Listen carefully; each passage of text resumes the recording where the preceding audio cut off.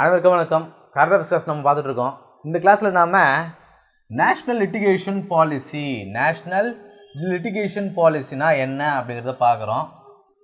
இதுவும் polity and governance இந்த டாப்பிக்கில் தான் வரும். ஸோ நேஷ்னல் லிட்டிகேஷன் பாலிசினா என்ன அப்படின்னா, அரசு சார்ந்த வழக்குகளை, கோர்ட்டில் இருக்கிற வழக்குகளை அதோட எண்ணிக்கை குறைக்கிறதுக்கு பேர் தான் நேஷ்னல் லிட்டிகேஷன் பாலிசி அப்படிங்கிறது.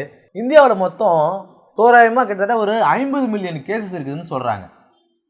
இந்தியாவில் மொத்தம் கோர்ட்டில் ஹைகோர்ட் இருந்தாலும், சுப்ரீம் கோர்ட் இருந்தாலும், சபார்டினேட் கோர்ட்டாக இருந்தாலும், இது எல்லாத்தையும் சேர்த்து இதில் ஒரு 50 மில்லியன் கேசஸ் இருக்குதுன்னு சொல்கிறாங்க. ஒரு மில்லியன்னா என்ன? 10 லட்சம், உங்களுக்கு தெரியும். ஸோ 50 மில்லியன் கேசஸ் இந்தியாவில் இருக்குதுன்னு சொல்கிறாங்க. இதில் 73% வழக்குகள் கவர்மெண்ட் கேஸ் தான், கவர்மெண்ட் சார்ந்த கேசஸ் தான்.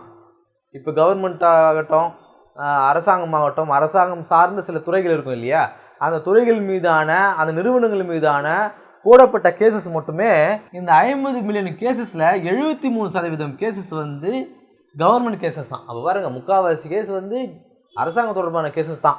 ஸோ இதனால் என்ன ஆகுது அப்படின்னா, கோர்ட்டில் பொதுமக்களுடைய கேசஸ் அவங்களால எடுத்து கொஞ்சம் வீரியமாக பண்ண முடியல. பாருங்கள், முக்கால்வாசி கேஸ் கவர்மெண்ட் கேஸாகவே இருந்தால் மற்ற வழக்குகளை கோர்ட்டு எப்படி அதுக்கு முக்கியத்துவம் கொடுக்கும், அதுக்கு போதுமான நேரத்தை கொடுத்து எப்படி அந்த கேசஸ் நடக்கும் அப்படிங்கிற அந்த காரணத்தினால நேஷனல் லிட்டிகேஷன் பாலிசி, லிட்டிகேஷன்னா வழக்குகள் அர்த்தம், நேஷனல் லிட்டிகேஷன் பாலிசி அப்படிங்கிறது கொண்டு வந்திருந்தாங்க. இந்த நேஷனல் லிட்டிகேஷன் பாலிசி அப்படிங்கிறது எப்போ கொண்டு வந்தாங்க அப்படின்னா 2010 கொண்டு வந்தாங்க. 2010 கொண்டு வரதால அது லான்ச் அப்போ தான் ஆச்சு. ஆனால் அதை இம்ப்ளிமெண்ட் பண்ணல, நடைமுறைக்கு கொண்டு வரல. லான்ச் பண்ணாங்க, பட் ஆனால் அந்தளவுக்கு இம்ப்ளிமெண்ட் பண்ணல 2010. அதன் பிறகு 2024 இப்போ பிஜேபியோட மேனிஃபெஸ்டோ, தேர்தல் அறிக்கைன்னு சொல்லுவாங்க இல்லையா, 2020 நடந்த லோக்சபா எலெக்ஷனில் பிஜேபியோட தேர்தல் அறிக்கை மேனிஃபெஸ்டோவில் என்ன சொன்னாங்க அப்படின்னா, இந்த நேஷனல் லிட்டிகேஷன் பாலிசி நாங்கள் கொண்டு அதை நடைமுறைப்படுத்துவோம் அப்படின்னு சொன்னாங்க. ஸோ பிஜேபி தான் இப்போ ஆட்சி அமைச்சிருக்காங்க. அவங்களுடைய ஃபர்ஸ்ட் ஆக்ஷன் என்னவா இருந்ததுன்னா, இந்த நேஷனல் லிட்டிகேஷன் பாலிசியை அப்ரூவ் பண்ணாங்க. யூனியன் லா மினிஸ்ட்ரியால் அதை அப்ரூவ் பண்ணாங்க அப்படிங்கிறது தான் கரண்ட் அஃபேர்ஸ். ஸோ இது சம்மந்தப்படுறதுனால நம்ம நேஷனல் லிட்டிகேஷன் பாலிசியை கரண்ட் அஃபேர்ஸில் பார்த்துட்டு இருக்கோம். என்ன பார்க்குறோம்?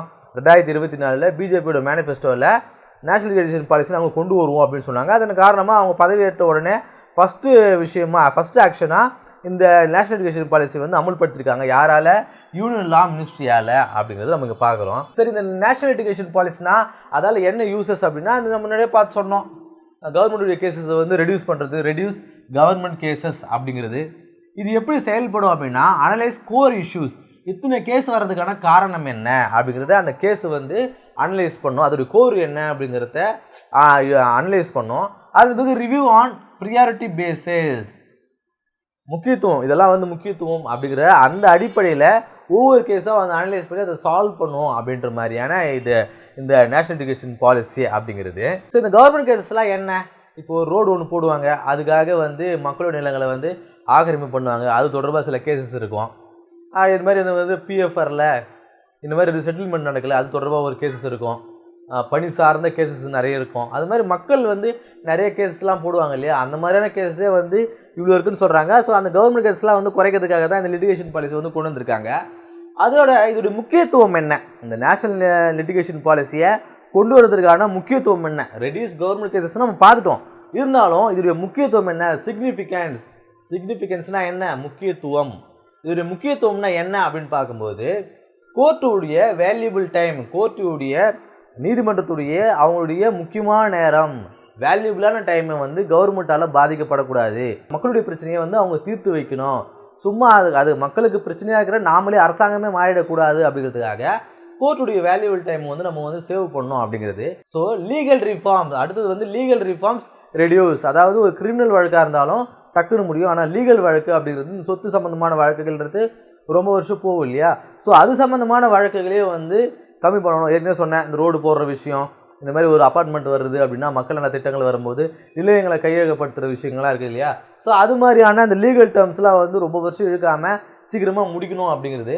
அதே போல் protect citizen and fundamental rights, மக்களுடைய குடியுரிமையையும் அடிப்படை உரிமையும் பாதுகாக்கணும் அப்படின்னு சொல்லிட்டு, அதே மாதிரி தான் இந்த மாதிரியான மக்கள் தங்களுடைய அடிப்படை உரிமைகள் சம்மந்தமான வழக்குகளை கொண்டு வரும்போது அதை சீக்கிரமாக துரிதமாக அது வழக்குகளை வந்து இந்த நேஷனல் எஜுகேஷன் பாலிசி மூலிமா முடிக்கணும் அப்படிங்கிறது தான் வந்து இதோடைய சிக்னிஃபிகன்ஸ் அப்படிங்கிறது. இந்த கிளாஸில் நாம் நேஷனல் எஜுகேஷன் பாலிசினா என்ன அப்படிங்கிறத பார்த்தோம். அதையா வந்து இப்போ கொண்டு வந்தாங்க கரண்ட் அஃபேர்ஸில். அது வந்து எதனால நம்ம கரண்ட் அஃபேர்ஸில் நேஷனல் எஜுகேஷன் பாலிசியை பார்க்கணும், அது எப்போ கொண்டு வந்திருந்தாங்க, அதோடைய சிக்னிஃபிகன்ஸ்னால் என்ன அப்படிங்கிறத இந்த கிளாஸில் பார்த்தோம். அடுத்த கிளாஸை சந்திப்போம். நன்றி.